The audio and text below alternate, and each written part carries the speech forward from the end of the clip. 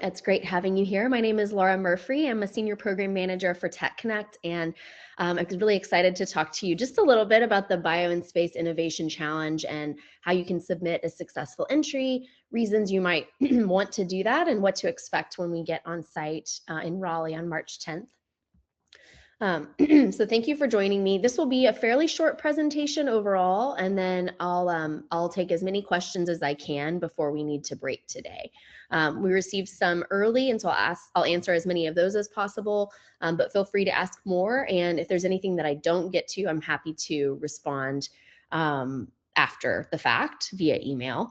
And the way to ask a question is to go to your control panel on the right side of your screen, I think it should be. And you can just put that in. So throughout the webinar, if anything triggers a question, or if you have something that's already on your mind, go ahead and put it in there. And when I get past some of this entry-level information, I'll jump right into those. So thanks again for joining us. This challenge is stood up by TechConnect and powered by Advanced Technology International.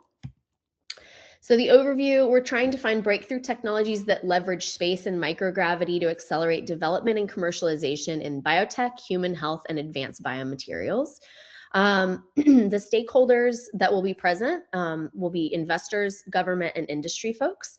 They may be looking to fund, they may be looking to partner, they may be developing a greater understanding of the space that might influence, future requests for innovation. And they may be scouting, for other reasons too on the corporate side. So it could be partnership, could be something beyond that. So collaboration or co-development, that kind of thing. Our prize pool is $50,000, and we will break that up into I believe it's 20,000. Well, I'm gonna have to actually look at that really quickly, but 50,000 total. And I think it's like, maybe it's 30, 15, and 5, but I'll confirm that for you before we end the call.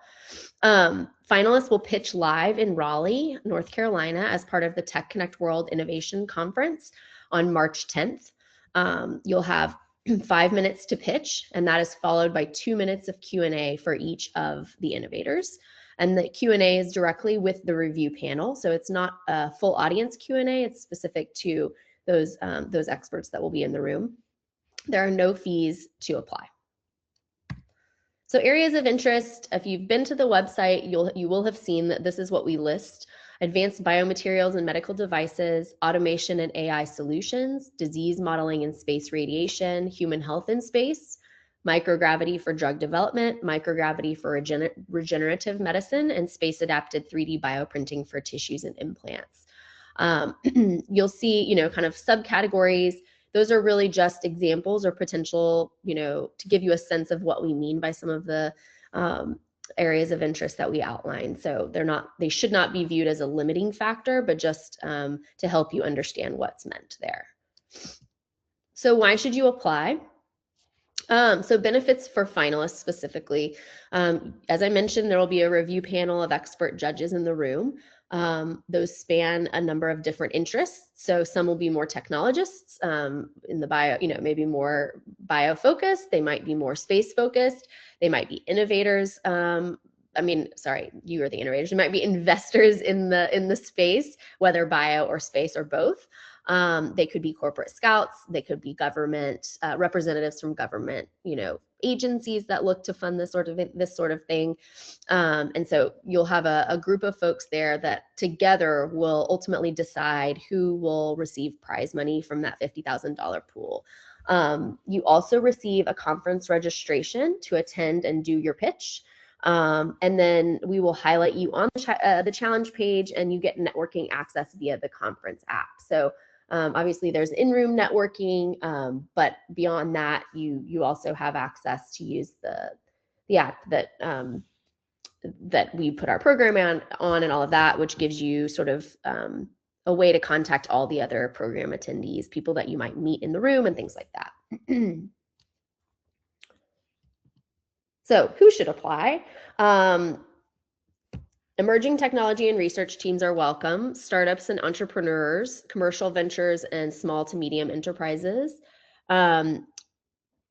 Technologies across all TRLs are welcome as long as you can demonstrate potential impact. And we are welcoming applications from all non-export controlled countries. So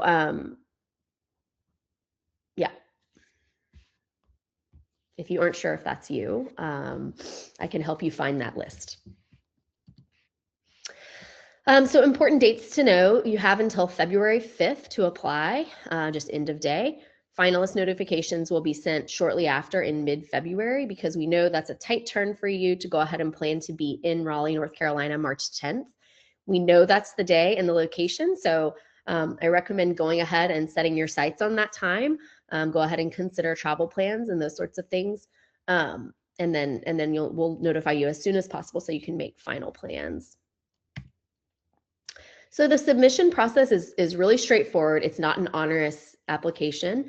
You go online to the website and click to do the online application. It's not a situation where you can save your work. We are not asking you to upload white papers.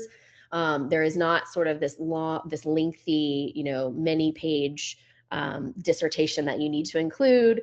It's just, kind of tell us about your technology, describe it, tell us about why it matters, what it's going to do. Give us areas of the applicable areas of interest. Tell us a little bit about what you can tell on the funding side, how you've received funding, how you've propelled your solution forward so far. But specifically, things you'd want to consider when you're filling out that form is to highlight relevance to space-enabled benefits. So, this is about biotech, but it's biotech in space. So what does low Earth orbit offer your solution and the development of your solution that you won't otherwise attain? So what are those benefits that this would this funding aiming in that direction, funding for that end goal, how would that change your solution? How would that help you move forward? We're interested in solutions that are looking toward and geared toward that. You'll just want to be concise in your description. I mentioned you'll need to just tell us a little bit about it, impact, maturity, sort of what have you already accomplished and what do you have your sights set on so far. One really important thing, and a mistake we see made all of the time, is that you cannot submit confidential information. If we see that you have, and if there's time allowing, we'll contact you and tell you need to resubmit it because it disqualifies you completely. So if your slide deck that you use often happens to have a little disclaimer and you want to attach it as an optional additional, PDF or something, and it happens to say, do not distribute confidential or something, even that disqualifies everything else. So just really be sure that everything you put in is non-confidential. Any attachments you include, it don't indicate that your work is confidential because we do not allow that. So another really cool thing is that in addition to the Bio in Space Innovation Challenge, we're running a symposium that is co-located in that same space. And it really adds a lot of value to the community. So in addition to having you as an innovator get to pitch, or even if you're not accepted as a finalist and you're not pitching, but you want to be in the room and witness those pitches and meet the review panel, another really cool value are these 5 panels that we plan to run through the Bio in Space Symposium. So we're looking at running topics related to sort of any or all of these: VC funding for space biotech, federal funding for space biotech, a focus on working with the primes, so ready for prime time, there and back again, sort of working on working with integration partners, and then biotech operations in low Earth orbit. So we'll have more to share on who those panelists are, as well as who the review panel are coming up. But be sure it's almost 2 full days of content really focused on bio and space. So the challenge is integrated into that, and then these panels, are on either end. So you'll be in a room with, many different types of people, including panelists across all these topics. So how to submit your proposal: visit us online. You'll go to TechConnect.world, TechConnect World, to that website, and you'll be able to find the link to apply. It's due February 5th by end of day. If you have any questions and you want to contact me, this is my email address, Laura Murphree, and my email is laura@techconnect.org, and I'm happy and willing to answer any questions that you have. So that kind of covers just at a very high level what we're expecting, what we want to do, what we want to see from applicants. And so what I really want to spend most of our time today doing is to jump into questions that you have. So I'll go ahead and ask that you request, any questions you have, go ahead and put them in the control panel. And I'm going to go ahead and begin answering some that I have already. So one question here is, we are developing receptor grade nature-derived nutricells that significantly enhance physical and mental resilience of astronauts and protect them from the radical environmental and behavioral exposures in space. Oh, you know what? That is not the question. I do have one for that though. One second, let me see if I can pull it better. Here we go. All right, we're going to start with a different one, but I will get back to that if you are on the call and you have that question. Let's see. Okay, would telerobotics and space telemetry be fitting? A hardware, software, AI, IoT interface. So yes, that is potentially fitting if it's clearly tied to biological research, biomanufacturing, human health, and space. It enables autonomous or remote operations of biosystems in space environments. And so the challenge is application driven. It's not platform only. So any submissions should show how those tools directly enable bio outcomes. And the detailed system architecture choices that you make are up to your team, the proposing team. Mark asked, do you accept support letters? Are they helpful? We do allow you to create, have uploads in your form, and they are helpful in the case of they are helpful in that they help, outline sort of any prior credibility, obviously, and how far you've come, but also in the case of sort of a tiebreaker where we're really having a hard time deciding and some gray area about who to invite. So it's always great to put anything in there you have that helps differentiate you. I recommend it. How many finalists are expected? So I have my runner show right here. I want to say 10. Let me get a final answer for you.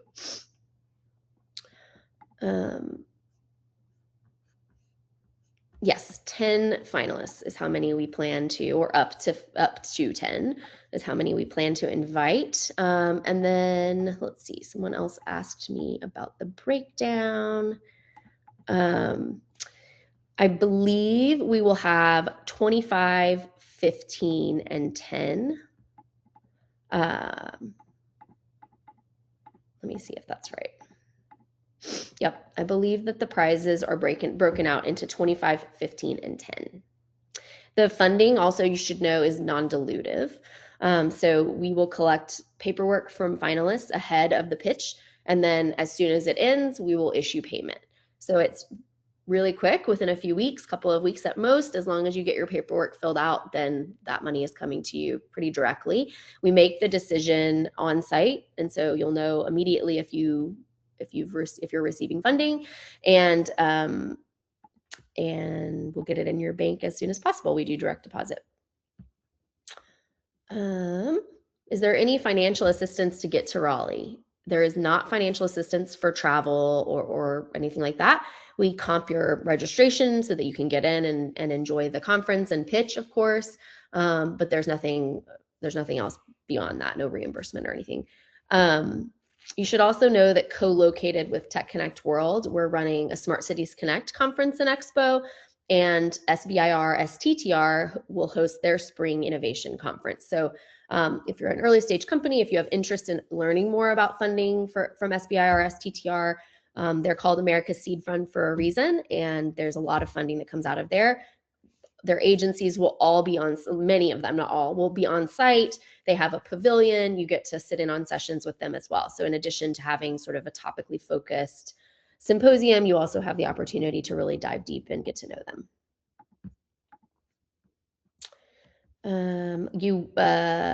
Someone asked if we get to know who the panelists will be. We will announce them as soon as that's all finalized. I hope that you will know them very soon. You will know them before you go in the room, yes. Let's see. Okay, what will the venue be for our presentation? Is it a poster, an oral pitch, etc.? Yeah, so the venue is the convention center. To speak in a very broad sense, you will be in a breakout room and it will be an oral presentation. So you should plan to pitch for 5 minutes and answer Q&A from the podium with a mic and all of that for 2 minutes following. And so it's not a poster session, it's an oral presentation. Someone asked about reporting, publishing, or IP requirements if selected for a prize. No, there are not any of those. These are no strings attached dollars.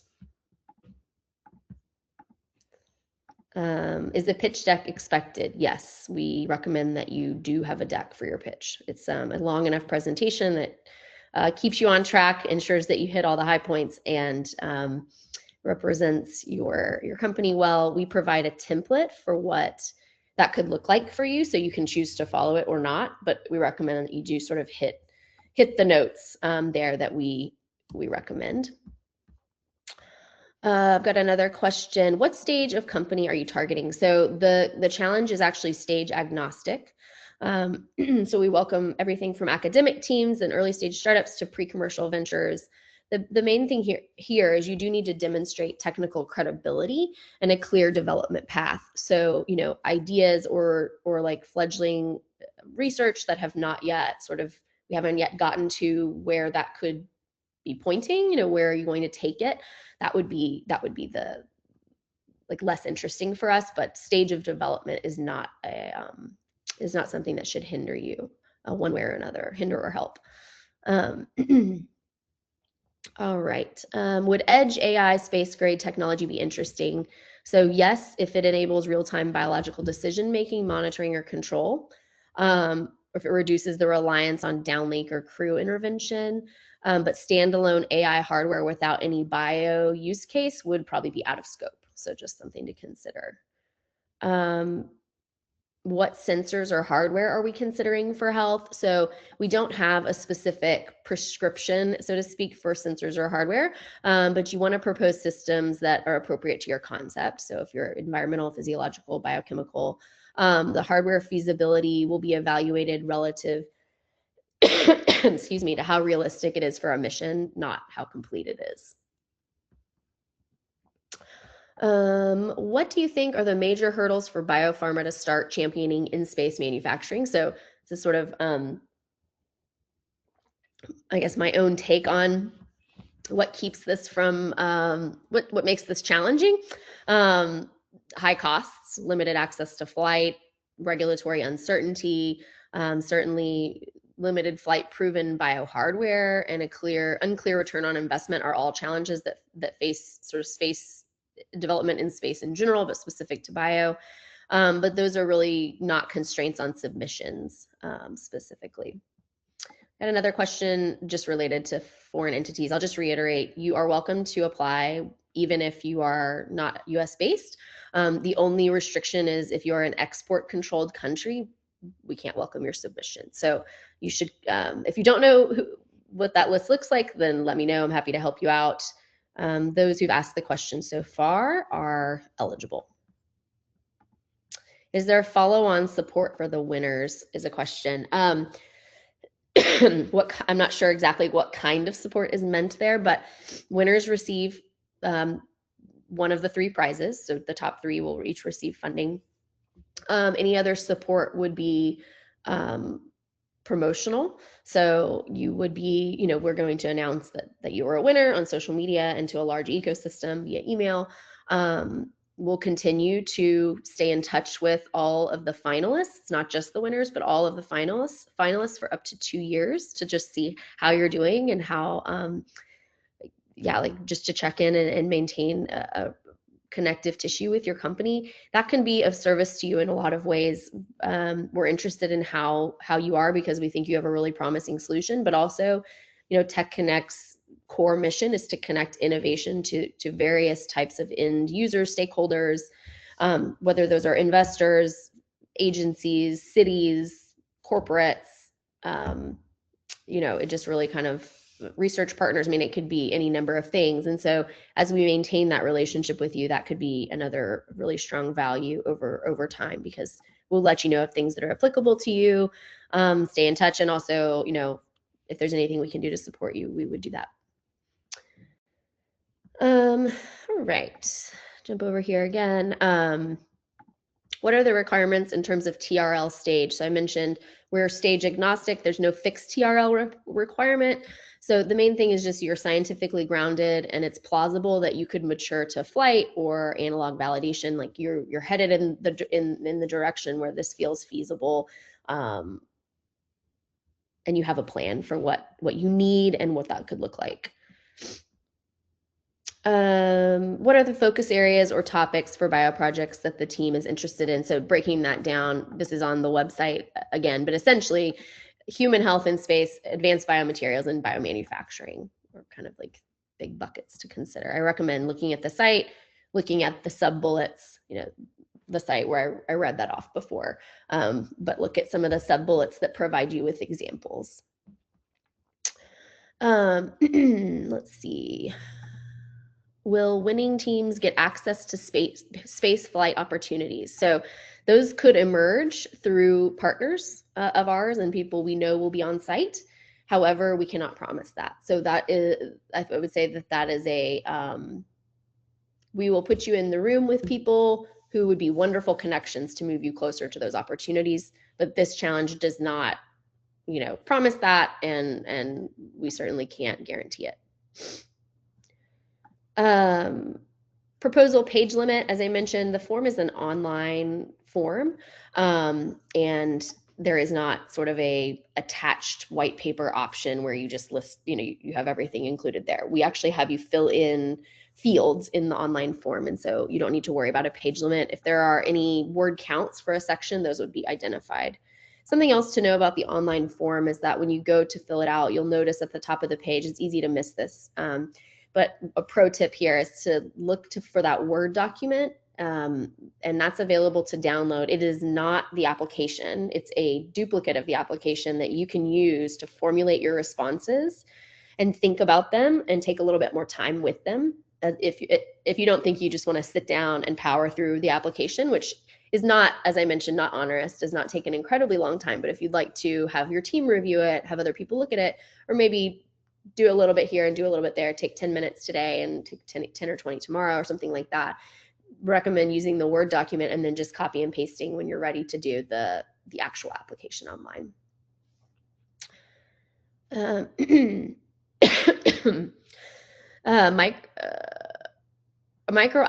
Microalgal cultivation in space for human health in space or on Earth, is that a consideration? So that is a consideration if it's linked to human health, life support, biomanufacturing, nutrition, but both space and Earth benefits are acceptable to consider or to indicate.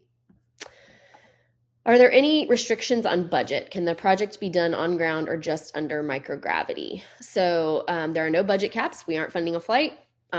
Projects do not need to be flown. They could be ground-based or analog, and simulation-driven studies are also acceptable. But really the point here is to look for solutions that are greatly benefited by flight, by LEO. And so we're looking for innovation that would benefit from doing that, and not, otherwise sort of what's the point of the space component if you don't need to go to space or you don't want to incorporate that element. So you should consider that and speaking to that in your application and presentation.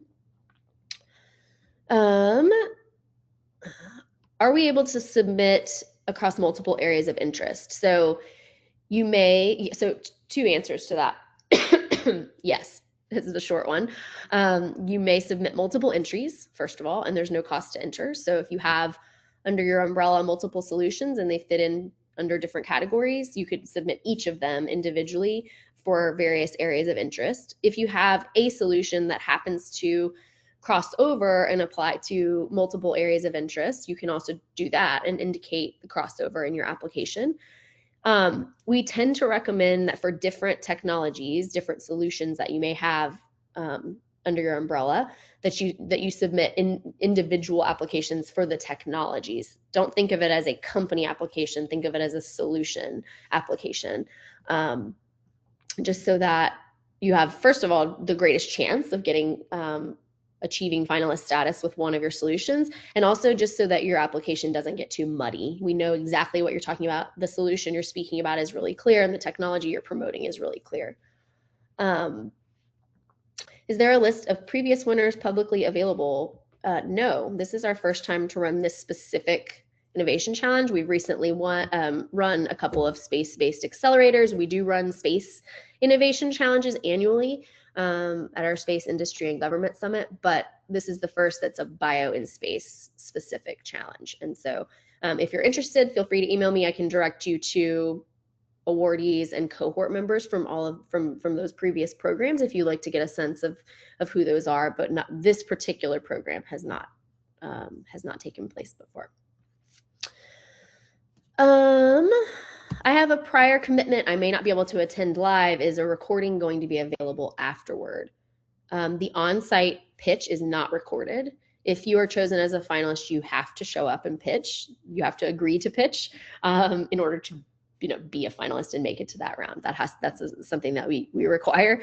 And we don't record the sessions for audience view later. So you've got to be on site to see how that goes. For human health submissions, do judges consider pre-exposure space readiness interventions acceptable, and are spaceflight analog validations sufficient? So pre-exposure interventions are acceptable, and spaceflight analog validation is acceptable. You just need to clearly justify relevance to space conditions. So I think that's a really key piece. Let's see.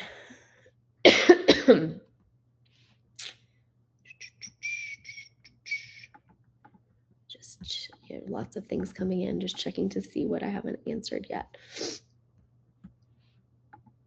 Okay, great. I'm interested in understanding how academic-led and pre-commercial space biotech projects are evaluated in the challenge, particularly those focused on microgravity-enabled biomanufacturing. So how will what are the evaluation metrics? What are people looking at? Scientific merit, innovation enabled by space conditions. So that factor, what is enabled by this particularly? Feasibility, clarity of approach, looking at market pain, what is unique and what does this solve particularly that isn't otherwise, being done? I would say that novelty is not as important as the other things, but we are, of course, looking at, new solutions. So I imagine that most, if not all, of what you're doing falls in that category, but something being, wacky and out of the box is not as important as it being feasible and clear in its approach. Commercial readiness is not required at this stage. Can Canadian universities apply? Yes, you may. From an organ-on-chip perspective, microgravity can stress human-relevant in vitro models affecting homeostasis and regeneration. How does the challenge view microgravity as a tool to improve disease modeling or long-term exposure studies? So long-term exposure studies are within scope if they're justified. I'm trying to understand what this question is really asking. How do they view microgravity as a tool? I would say it's a unique stressor. So that's, microgravity being a unique stressor, and it potentially, and this is important, it would be a potential accelerator of the disease phenotypes. So, that's really up to you to tell us, how would you view this accelerate? How does this accelerate your solution and your ability to deliver something that improves, quality of life, improves outcomes? But that's what I would say.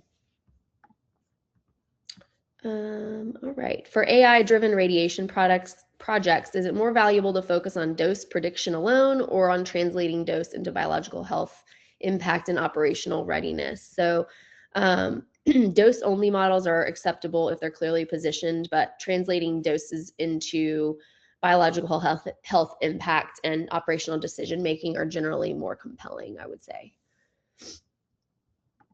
Okay, can you facilitate introductions to key stakeholders in space optimized fermentation and cell culture? I don't think our introductions will get that specific. I can't say that the experts we'll have in the room are not going to be specific to that area of interest. However, I would say that we don't drill down that in that level of detail typically. However, there will be others who work in this space and who work in who will be speaking on panels and who will be in the room. So will it open up an opportunity for that? Yes. Can we be specific and say that this is ultimately, this is a challenge. It's not an accelerator. You are finalists. We're opening doors and windows, but we're not. This isn't a cohort optimization opportunity where we're individualizing the introductions in that capacity. The introductions will be broad and probably interesting in the sense that they open up commercial opportunities and investment opportunities and things like that. I will also say TechConnect World is, if you're looking for that kind of person, we do have others that are technical chairs and things like that who may know people, and we'd be happy to explore that with you, just in general, just as because you're engaged with the conference and attending it, and we like making those connections. And so I'd be happy to connect you and talk with you offline. If you want to email me, we can talk about that. Let's see. Can advanced biomaterials topics and studies extend to topics outside of the subsection bullet points on the homepage? Yes. And so definitely when you're looking at the website and you see all of the areas of interest, those are the core things that we're looking for, but don't feel limited by the bullets, the sub bullets. If you are doing something that really spans outside of that, that does not mean that you're unwelcome. I would say err on the side of doing the application. Assume that what we're looking for is fairly broad in bio and space. If you're doing something really interesting and unique, and you can position the value of low Earth orbit well, then you have an awesome shot at this. Are you looking for advanced therapeutics for use in space? So yes, if they address space-specific health challenges and they demonstrate why space conditions matter. Are hydroponics in space a focus? So again, yes, if they're tied to human health, life support, biomanufacturing, nutrition, those sorts of things. Is a biotech startup registered in India eligible? Yes. And are all presentations on March 10th? Yes, they will be. Specifically, it looks like they will be in the afternoon of March 10th. So I would recommend, if you plan to attend regardless because of the panels and the opportunity to meet the people in the room, I would plan to be there March 10th and 11th because the symposium begins the morning of March 10th and it goes until early afternoon on March 11th.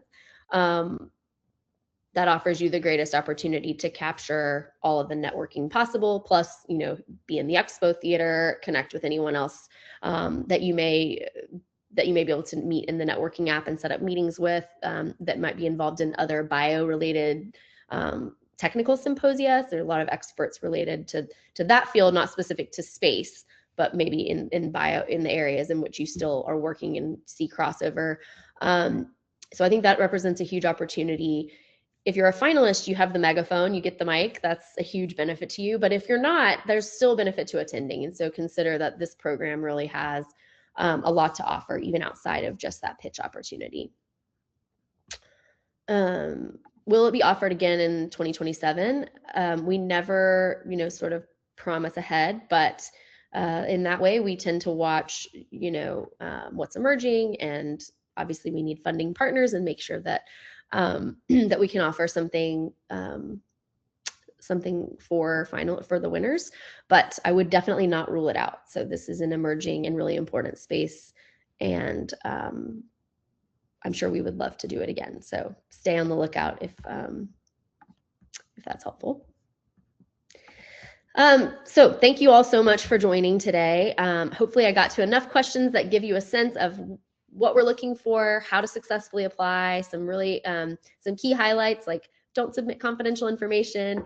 Make sure your application is in by February 5th, end of day. And if you have any questions at all, I would love for you to reach out to me. My name is Laura Murphree with TechConnect. And again, this challenge is stood up by Advanced Technology International, and my email is laura@techconnect.org.